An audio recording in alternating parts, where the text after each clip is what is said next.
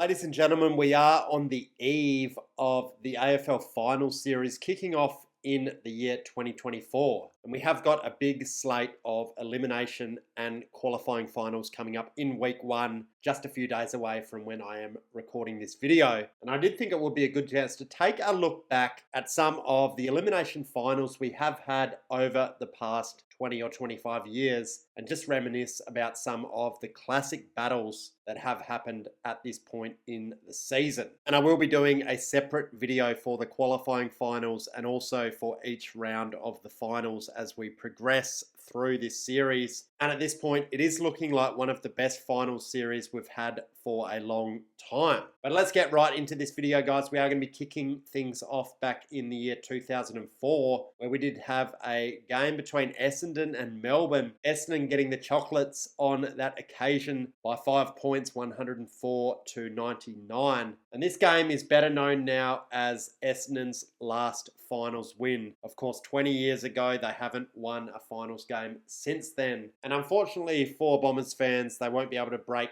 this record this year because unfortunately they weren't quite good enough to make it into the finals. As for this game, it was a seesawing battle on a Saturday afternoon at the MCG, of course, a Channel 10 game. The Dons did trail at three-quarter time, but they were good enough to come back and pinch the game by 5 points. We all remember James Hird, the captain of the Essendon Football Club at that point in time. The game finishing with him holding the ball in long sleeves, throwing it up above his head as the crowd celebrates behind him, an iconic shot. Fast forward 3 years to the year 2007, with the Hawthorn Football Club beating the Adelaide Crows in a 3-point win at the Telstra Dome, as it was called then, modern day Marvel Stadium, of course. This was a Saturday afternoon game, roof open, red Sharon, classic 2000s vibes, and it is best known for the arrival of Lance Buddy Franklin on the big stage in his first final. 7 goals for Buddy. His last goal in the last minute of the game to put the Hawks in front. He was about 50 metres out on the junction of the boundary line and the 50-metre line, of course. Went back on the left, slotted the goal, looked at the crowd, amazing celebration with the Hawks fans going up behind him. And it really marked the arrival of Buddy Franklin as a superstar, the arrival of Alistair Clarkson. Of course, the Hawks would go on to win the premiership in the next year,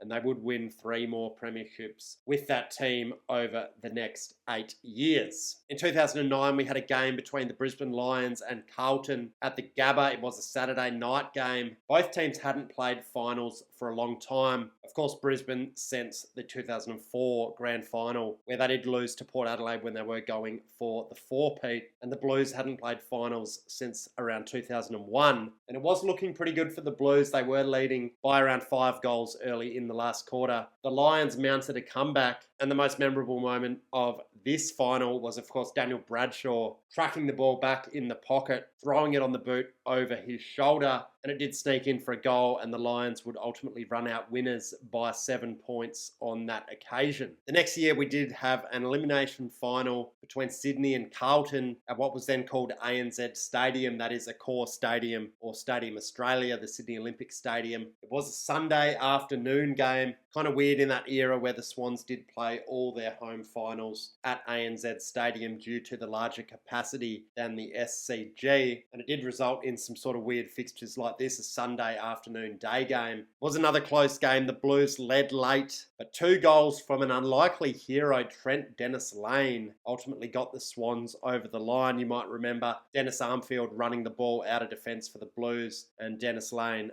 ran him down, got the holding the ball free kick and kicked the goal to put the Swans in front, and ultimately that would be the difference. 4 years later at the MCG, the Essendon Football Club were looking to break their then 10-year finals drought. And it was looking pretty good for the Dons, who were coached by Mark Bomber Thompson at the time. Of course, James Hird serving his suspension due to the supplement issue that was happening at the Essendon Football Club in around 2013, the year prior. North Melbourne coached by Brad Scott, who is now the coach of Essendon, funnily enough. It was a Saturday night game at the MCG. Big crowd, 78k. It was an electric atmosphere under lights at the G. Brian Taylor going nuts on the TV commentary. And the Bombers were looking pretty good. They were looking like they were going to break their finals drought up by 33 points early in the third quarter. But North arrested the momentum. They overran them. And a couple of late goals from Drew Petrie ultimately sealed the deal. And we remember Drew Petrie's epic Frank the Tank celebration as he got his team over the line in that one.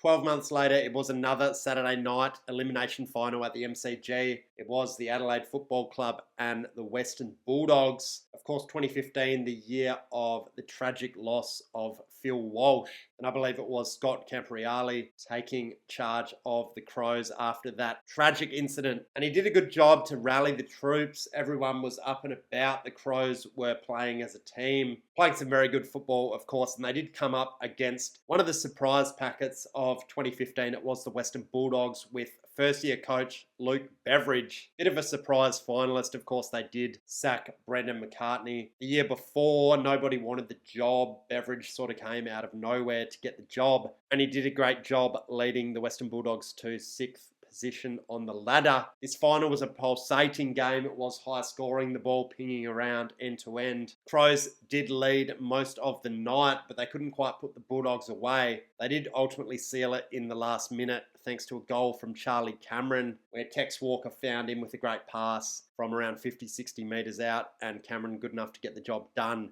to put the Crows through to the semi-finals. In 2017, we had probably one of the most famous elimination finals of all time. The Eagles and Port Adelaide doing battle at Adelaide Oval. And this was ultimately the third AFL finals game that had gone to extra time after they could not be separated after 4 quarters, tied up at 60 points apiece. The Eagles got the jump on Port Adelaide on that occasion, kicking away to a 5 or 6 goal lead in the early stages of the second quarter. Port Adelaide got back in the game, drew level late in the last quarter, and they did look like they were going to overrun the Eagles. They had a chance to win it in the last 40 seconds. A Port player threw it on the boot. It was dribbling towards goal, but you might remember Eric McKenzie running back at full flight. Heroic effort to save a score. He ran back with the flight, smashed into the point post at full speed and managed to get the ball out of bounds. Any score would have won it for Port Adelaide there. They then went to extra time. Port kicked the first 2 goals of extra time. It did look like they were likely winners. The Eagles, good enough to hold on. They got back in the game. And with around 20 seconds to go in the second period of extra time, Luke Shuey got the ball from a boundary throw-in, somewhat fortuitously dropped to his knees. He was taken high by Jared Pollock, and he did go back and kick the goal after the siren to win the game for the West Coast Eagles. The first goal to win a game after the siren in the finals since around 1994. In 2020, it was again the West Coast Eagles taking part in an elimination final, this one against Collingwood. Of course, 2020, the weirdest season of all time. It was the COVID-affected season. The Pies finished 8th in that season. They did have to travel to Perth. And you might remember at the time the West Australian government imposing some strict quarantine restrictions on interstate travellers going into Western Australia. The Pies had to go to Perth. They did have to quarantine during the pre-finals bye period. It was a funny year. You did have the 16-minute quarters, of course. You did have a lot of games played at neutral venues, mostly in Queensland. You did have a lot of small crowds as well. This elimination final, actually the biggest crowd of the 2020 season at around 37k, and it was probably the best game of the season. It was a seesawing battle all night. The Pies were big outsiders, but they did come to play, took the fight up to the Eagles at all times. You might remember Mason Cox having a big night. He was somewhat of a finals specialist at that point in time, and ultimately it was the Magpies winning by just 1 point in a massive upset. In 2021, it was the other COVID-affected season, although this one had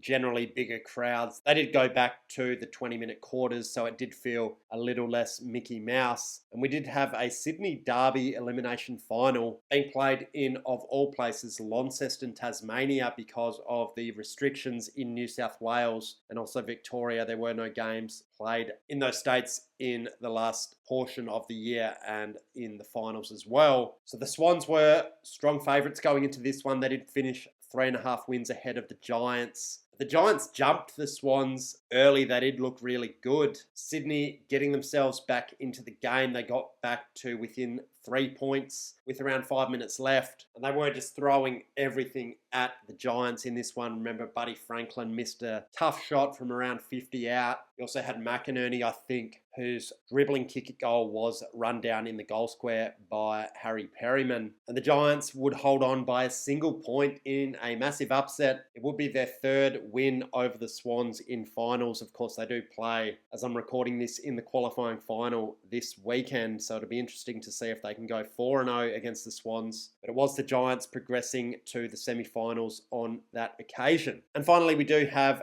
the 2022 elimination final between the Brisbane Lions and Richmond at the Gabba. It was a Thursday night fixture, and the Lions had really had their issues in finals in previous years. They did go out in straight sets in 2019 and 2021. They also lost a home prelim final in 2020 when the grand final was going to be played at the Gabba. Most people were expecting the Lions to win that game and win the premiership that year, but they were beaten by the Cats in that preliminary final. So the pressure was on the Lions. They dropped out of the top 4 in round 23, where they dropped a game at home to the Melbourne Football Club, dropping all the way down to 6th. Tigers were a pretty strong team for 7th. And it was the Tigers leading by 3 points late in the game. Tom Lynch lining up a snap from right next to the behind post, which would have put the Tigers up by 9 points. He did kick it. It did sort of go over the goalpost. Nobody was really sure whether it was a goal or a behind. I think the goal umpire initially calling goal, it was reviewed and ruled to be a behind in controversial circumstances. They said it went right over the goalpost. Brisbane transitioned the ball into their forward 50. Zach Bailey had a shot from long range. It came off hands, and Joe Danaher threw a boot at it, kicked a scrambling goal from the goal square, and ultimately the Lions would defeat Richmond by 2 points and move on to the semi-finals. So just a fun little look back at some of the elimination finals guys from previous years. I hope you enjoyed the video. I will be making, as I said, more of these videos, so keep an eye out for them. That is going to be all we're going to have time for today, guys. Thanks for watching, and don't forget to subscribe for more.